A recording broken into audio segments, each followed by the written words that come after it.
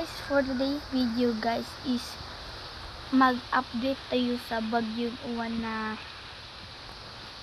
tumama sa Luzon. At ang taga Luzon guys is parating mag-ingat kasi dyan yung punteriya ng bagyong uwan dyan po guys. At ang mga taga Luzon guys is mag-iingat palagi, parating pray for the Luzon guys. And ngayon guys is mag-update tayo sa bagyong uwan na hangin lang naman, hindi siya update tayo sa bagyong uwan na hindi kalakasan dito guys, and hangin lang po guys. And update lang po, ang taga Luzon, mag-ingat kayo parate.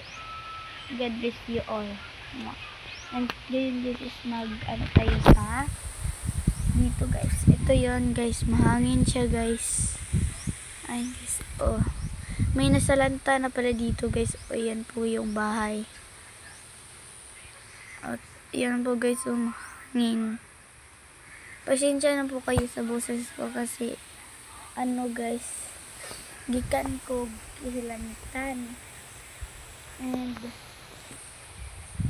ngayon lang po ako nakapag-vlog kasi gilantan ko. And ito yung first vlog ko guys na guys, please follow guys, subscribe, follow, and heart, and share this my video guys.